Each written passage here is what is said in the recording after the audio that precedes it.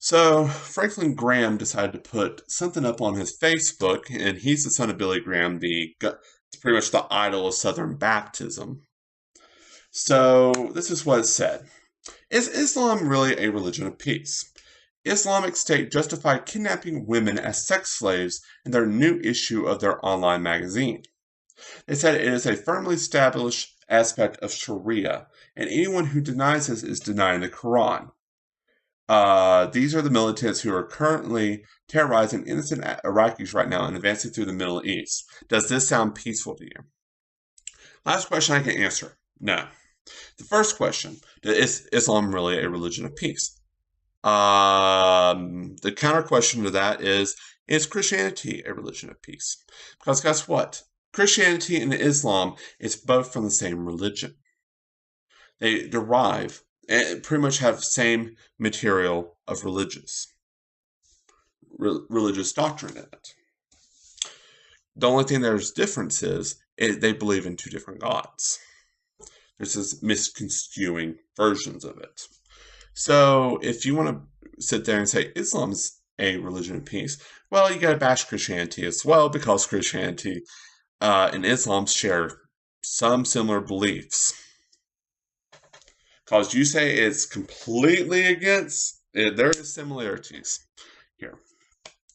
So what Franklin Graham says, I do agree with it.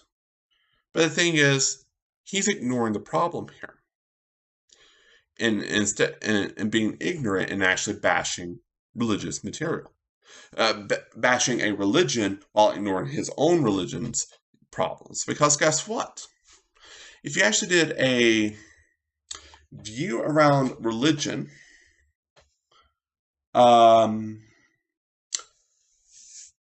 female genital mutilation. The thing is, depending on the regions, certain Muslims are more highly in certain areas, but especially in African countries, Christianity supports this kind of thing. And I'm very sure there's international laws that says that's illegal. And it's inhumane. And even if there's not, it is inhumane, because why should we destroy or harm a female's genitalia because of religious belief? Why?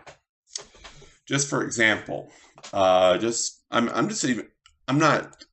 really don't even have to look. You can just go to Wikipedia and pull this up. In Niger, for example, 55% of Christian women and girls have experienced female genital mutilation compared to 2% of their Muslim counterparts. So in Niger, there's a major difference. And the thing is there's no mention in the Quran and there's no mention it in the Bible. Guess who's misconstruing it? Religion. It's the radical Christians and the radical Islams. Well, the radical Muslims, or whatever you want to say. Pretty much the radical religious believers. They're just taking it out of context to fit their own personal agenda and just to do whatever the hell they want. That's pretty much what it is.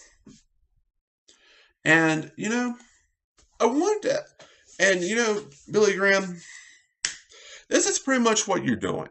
Because I'm going to show an Australian clip here from an Australian comedy political show called Sean McAuliffe's Mad as Hell show, that pretty much points out what the fuck you're doing, and is a wonderful, wonderful example. Take your seats, please. The show will be starting just as soon as this opening sketch finishes. Sorry, ladies. I'm going to have to ask you, can you please just watch the show from that glass booth over there to the left? Why glass? It keeps them from going off. So it's nothing to do with their religion? Oh, absolutely not. Absolutely not, no. Just through to the front there, just there on the extreme right. That's what I'm talking about. Because you guys want to ignore your religion, and you guys want to bash the other religion. Because the Conehead one, right? That's the KKK. And they have heavy ties to Christians.